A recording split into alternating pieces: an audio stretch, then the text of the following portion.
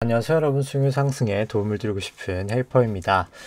방송이 없었던 기간 동안 이제 FOMC에서 결국 좀 긴축적인 얘기들이 많이 나왔죠. 점도표가 4번에서 2번으로 줄어들었고, 사실 시장에서는 이미 이제 금리 인상 얘기까지 나오고 있는 상황입니다. 금리가 무조건 인하된다 얘기가 많았다가 좀 미국고 금리는 사실 지금 최고치를 향해서 이렇게 올라가고 있는 상황입니다. 벌써. 근데 이제 왜 이렇게 됐을까? 그 원인이 중요하고 이제 앞으로 어떻게 될까가 중요할 텐데, 간단하게 본다라고 하면은 결국 수요와 공급이다라고 보실 수가 있겠습니다. 지금이 이제 결국 사람들이 경기 침체를 우려한 사람들도 많고, 실제로 실업률도 올라가고 있는 상황이어서 사람들이 보통 수요가 그럼 이제 안 좋아질 테니까 물건 당연히 빠지니까 이제 실업률을 우리 방어하기 위해서 금리를 당연히 내려야 되는 거 아니야? 라는 의견이 상당 부분이었습니다만, 이제 그게 지금 깨지고 있는 겁니다. 일단 PC 물가 먼저 살펴보면은 이제 PC 물가가 컨센보다는 낮게 나왔습니다만, PC 물가 지금 일단 생산자 물가 계속 올라가고 있고요. PC 같은 경우에도 이제 바닥을 찍고 반등하고 있는 모습을 보이고 있습니다. 안 빠지는 모습을 보이고 있고요. 코어 같은 경우에는 이제 왜 이런 현상이 나타날까? 사람들 얘기로는 실업률도 높아지고 있고 하다 보니까 물가는 빠져야 되는데 지금 그렇지 못한 형국이거든요. 그래서 이유는 사실 수요와 공급입니다. 그러니까 보통 사람들이 다 수요에 집착을 많이 하거든요. 수요가 약해지니까 물가는 낮아질 거야. 이제 금리는 내려도 되잖아. 이제 이렇게 생각을 하는데, 이제 문제는 공급량도 같이 줄고 있기 때문에 이제 그게 문제다라고 보실 수 있겠습니다. 좀 밑에 있어서 내려가는 게 좀 시간이 걸립니다만, 한번 보시면은 이제 나오겠네요. 이제 OECD 전체 국가의 산업 생산입니다. 소매 판매랑 산업 생산. 소매 판매가 수요라고 보시면 되고, 산업 생산이 공급이라고 보시면 되고요. 인플레이션이 강했던 7, 80년대 구간, 당연히 수요가 더 많았습니다. 2000년, 2008년도 금융위기, 공급이 더 많으면서 문제가 되었었던 상황이고요. 근데 코로나 전까지만 해도 수요와 공급은 꽤나 유사하게 추세선대로 갔었습니다. 근데 코로나 이후로 둘 다 급락한 이후에 재정정책과 SLR 규제를 풀어준 부분 때문에 통화정책 했던 그 돈들이 시중에 다 흘러나오면서 수요는 급등하게 됩니다. 근데 문제는 그거를 경영자들이 모르질 않거든요. 이게 수요가 급등한 게 재정의 요인이고 SLR을 푼 것의 요인이라는 거를 정확하게 이제 그런 근거를 정확하게 알지는 못할지언정 이게 일시적이다라는 거는 누구나 알고 있다는 거죠. 대부분의 경영자들이. 그래서 공급을 늘리지 않습니다. 그래서 이 갭 차이가 줄어들질 못하고 있는 거예요. 그러다 보니까 인플레이션이 발생을 하는 겁니다. 사람들이 이게 내려올 거야 이렇게 하지만, 이게 내려온들 얘도 지금 같이 내려가는 그런 상황이 되고, 심지어 이제 얘까지 올라가면 이게 더 문제인 거죠. 근데 이게 결국은 같이 내려올 거다라고 생각을 합니다. 이제 인플레이션이라는 게 그럴 때 나타나는 거예요. 이제 정확하게는 이제 스태그플레이션이죠. 경기는 좋지 않은데 물가는 높아지는. 그러니까 미국 같은 경우도 보시면 똑같은 상황이고요. 우리나라가 약간 달라 보이는 점이 있지만, 우리나라는 이제 부동산이 많죠. 부동산 대출이 많아서 금리가 올라가는 이 시점부터 해서 소매 판매가 급감합니다. 가처분 소득이 확실히 줄었던 거고요. 산업 생산은 수출 영향이기 때문에 산업 생산이 좀 더 많은 상황. 그러다 보니까 우리나라 물가는 조금 양호할 수밖에 없는 상황입니다. 그래서 금리를 내리고 싶지만 미국이 저러고 있으면 사실 내리기 쉽지 않겠죠. 유럽이 전역적인 스태그플레이션 상황이라고 볼 수 있겠죠. 수요 곡선은 추세선 밑으로 내려왔습니다만 공급이 더 크게 감소하면서 이 갭이 더 크게 벌어지고 있는 스태그플레이션이 일어날 수 있는 그런 상황이다라고 보실 수 있겠습니다. 그래서 간단하게 전주 대비해서 움직임들부터 일단 대차 대조표부터 일단 먼저 살펴보면은, 지급준비금 한 177억 달러 정도 전주 대비 증가가 됐고요. TGA가 71억 달러 정도 감소가 됐고 RRP 741억 달러, 온RRP 374억 달러 정도 감소가 됐습니다. RRP 같은 경우에는 금리를 인하하면서 이제 RRP 금리를 5bp 인하를 했거든요. 그래서 그 부분 때문에 좀 급감을 했고 이제 순유동성과 이제 QT분은 이제 연준 총자산 감소분은 82억 달러 정도 되게 되었습니다. 국채 같은 경우에는 장기 국채 이제 어제 오늘 찍는 걸로 이제 결국 아마 1,700억 찍게 될 것 같고요. 단기 국채는 아마 순 상환이 되면서 2,700원만큼 상환이 될 겁니다. 그래서 전반적으로 결국 RRP가 이제 984억 달러밖에 안 남았기 때문에 더 이상 이제 스텔스 QE라고 하죠. 이게 RRP를 단기 T빌로 돌리는 그런 행동을 이제 할 수가 없기 때문에 결국 장기 국채를 계속 찍어야 되고 장기 국채를 찍다 보니까 결국 올해도 금리가 71bp 튀었고 이때랑 다르다는 거죠. 이때는 단기 국채만 많이 찍었으니까 금리가 사실 안 올라갈 수 있었는데 이젠 장기 국채를 찍다 보니까 결국 금리가 튀고 내년엔 이게 더 심해질 거다라는 사실 전망을 할 수밖에 없는 그런 상황이다라고 보실 수 있겠습니다. BDI 같은 경우에는 아무래도 중국 쪽 영향 때문에 많이 감소가 됐고요. 이제 SCFI 같은 경우는 약간 조금 반등하고 있는 그런 모습입니다. 뭐 나머지는 뭐 특별하게 뭐 볼 내용은 없을 것 같고요. 이제 국내 쪽도 뭐 그렇고 중국 쪽도 그렇고 결국 계속해서 좀 통화량 자체가 많이 감소되고 있는 상황이다. 그러니까 통화 승수가 많이 높아지고 있는 그런 상황이다라고 보실 수 있겠습니다. 그래서 계속 금리는 뭐 압박이 될 거라고 증시 쪽에 생각을 하고요. 뭐 밸류에이션 같은 경우에도 결국 코스피 일드갭으로 보나 패드 모델로 보나 둘 다 고평가 영역이고요. 뭐 장기 시계열로 봐도 뭐 마찬가지다라고 보여집니다. 여전히 아주 싼 구간은 아니고 이제 코스닥 같은 경우에도 뭐 마찬가지다라고 보실 수 있겠죠. 그 다음에 S&P랑 뭐 코스피 같이 돼 있는 거 살펴보시면은 이제 일드갭 같은 경우에는 확실히 국내가 조금 더 저평가긴 하지만 뭐 둘 다 약간 고평가 영역이긴 하고 패드 모델로 봤을 때도 둘 다 고평가 영역이지만 미국이 훨씬 더 고평가가 되어 있는 상황이다 라고 보실 수 있겠죠. 그 다음에 이제 미국 쪽 트레일링 파워 같은 경우에 여전히 높은 상황이고 트레일링 PBR은 뭐 사상 최고치인 상황입니다. 그 다음에 실질금리랑 이제 BEI 미국 쪽 먼저 살펴보면은 BEI는 뭐 거의 그대로지만 실질금리가 미국 쪽 많이 급등하고 있고요. 우리나라 쪽도 많이 이제 급등하고 있습니다. 금리가 올라가는 추세에서 실질금리가 좀 많이 올라가고 있고요. 상대 강도로는 뭐 계속해서 우리나라는 수출 쪽이 좋지 않고 추세들은 뭐 나머지 이렇게 좀 참고 삼아 보시면 될 것 같습니다.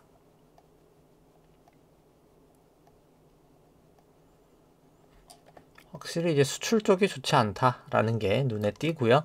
매크로 쪽은 결국 S&P 대비해서 글로벌 GDP로 살펴보면은 너무나 고평가였었고 이제 고평가가 이제 끝나가는 단계가 오지 않나라고 생각을 하고 이제 여전체 대비 회사채 스프레드 같은 경우에도 100%일 때 채권 시장이 최고점을 찍었었다가 이제 크레딧 스프레드가 이제 낮아졌다는 의미인 거죠. 이제 가격이 비쌌다가 점점 싸지고 있는 그런 상황이다라고 보실 수 있겠고 하이힐드 같은 경우는 아직까지는 뭐 그렇게 급등하지는 않은 모습입니다. 수급 쪽 살펴보면은 이제 S&P 숏 포지션 조금 증가됐고요. 나스닥은 롱 포지션 좀 증가됐는데 단위가 여기 100단위고 여긴 10단위이기 때문에 전체적인 단위는 사실 숏 포지션이 조금 더 증가가 많이 됐다라고 보실 수 있겠습니다. 삼성전자 같은 경우에도 여전히 금리 조정한 기대 수익률로 봤을 때는 비싼 영역이다라고 보실 수 있겠고요. 코스피 같은 경우에 수급 보면은 여전히 좋지 않습니다. 뭐 선물이 외국인이 뭐 9월 선물 만기 이후로부터는 뭐 한 1.9조 정도 매수가 있으나 여전히 뭐 사실 현물이 더 크게 매도 중이죠. 15조 8천억 정도. 수급은 상당히 좋지 않다. 긴 시계열로는 개인만 샀다라고 보시면 될 것 같고 뭐 코스닥 같은 경우는 더 심각하죠. 완전히 개인만 사는 상황이기 때문에 수급이 더 최악이고 신용장고 같은 경우에는 저번 방송 대비해서 한 6천억 정도 증가가 됐습니다. 그래서 한 15조 9천억 정도 기록을 하고 있고요. 기술적 지표로 봤을 때 그냥 바로 이제 뭐 이걸로 보죠. 이제 국고 같은 경우에는 여전히 일단 아직까지는 하락하고 있는 추세고, 금리는 이제 국고 10년물 같은 경우에는 이제 하락 추세가 점점 줄어들고 있는 상황이고, 미국채 같은 경우에는 이제 올라가고 있는 상승 추세인 거고요. 달러 같은 경우에는 이제 올라가고 있는 추세고, 금 같은 경우에는 이제 중립이 중립이 됐다가 이제 약간 롱 추세가 이제 약간 완화가 됐고요. WTI는 쇼 추세였다가 이제 좀 중립으로 돌아왔고, 삼성전자 같은 경우에는 중립으로 돌아왔고요. 애플 같은 경우에는 롱 추세가 좀 감소가 됐고, 마이크로소프트 같은 경우에는 중립이고요. 엔비디아 같은 경우에는 중립적인 상황이다라고 보실 수 있겠습니다. 국고 3년물 같은 경우 보시면 벌어져 있고 모여 있기 때문에 이거는 금리가 이제 반등할 수밖에 없는 뭐 그런 상황에 왔다라고 보시면 될 것 같고요. 뭐 국채 10년도 뭐 똑같은 상황이고요. 그 다음에 이제 미국채 10년물 같은 경우에는 조금 과열이긴 합니다. 50으로 봤을 때 좀 과열인 모습은 있습니다. RSI로 봐도 조금 과열인 모습은 있고요. 달러원 같은 경우에도 약간 과열인 모습은 있습니다. 넘어가 있고 벌어져 있기 때문에 언제 조정이 나도 이상하지 않을 그런 과열의 모습이긴 하다라고 보실 수 있겠고요. 금 같은 경우에는 뭐 추세가 조금 없는 상황이다 보실 수 있겠고, WTI도 아직까지는 추세가 좀 없다라고 볼 수 있겠고, 삼성전자 같은 경우에는 반등은 크게 하지 못하는데 이격이 계속 해소가 되고 있으니까 이건 뭐 더 안 좋은 모습이죠. 사실 반등 없이 이격만 해소되고 있는 그런 상황이다 보실 수 있겠고, 애플 같은 경우에는 넘어가 있지만 여기 200일까지는 넘어가 있진 않은, 그래서 여기까지 넘어갔다가 갈지는 뭐 좀 지켜봐야 될 것 같습니다. 나머지는 뭐 이렇게 참고 삼아 보시면 될 것 같고요. 근데 좀 과매수 영역인 거라는 건 보여지고요. 이제 마이크로소프트 같은 경우에도 넘어갔다가 이제 조정이 보이고 있기 때문에 마이크로소프트는 좀 상대적으로 조금 더 안 좋아 보이기는 합니다. 엔비디아 같은 경우에도 넘어갔던 게 다 내려오고 있어서 여기는 이제 130 기준선도 내려오고 있고, 뭐 사실 그렇게 좋아 보이는 이제 모습은 엔비디아는 아닌 것 같습니다. 그 다음에 뭐 코인 시장 같은 경우에도 그냥 바로 이제 점수만 보고 그냥 추세로 살펴보면은, 이제 코인은 이제 120분봉 먼저 살펴보면은 120분봉 상으로는 이제 비트코인이 한 숏이 오히려 이제 60이고요. 이제 이더리움도 한 10% 정도 숏 추세인 거고, 리플 같은 경우에는 그냥 중립적인 상황이고, 추세로 살펴봤을 때는 일단 뭐 여전히 여기 비트코인 이제 중립적인 상황으로 돌아와 버렸고요. 이제 이더리움도 중립으로 돌아왔고, 이제 리플 같은 경우에는 이제 롱 추세가 조금 추세가 감소됐습니다. 비트코인 같은 경우에 일봉으로 살펴보면 여기도 이제 넘어갔다가 벌어져 있다가 내려오고 있기 때문에 이거는 뭐 딱 조정의 모습이다 라고 보여집니다. 조심하실 구간이다 라는 생각이고요.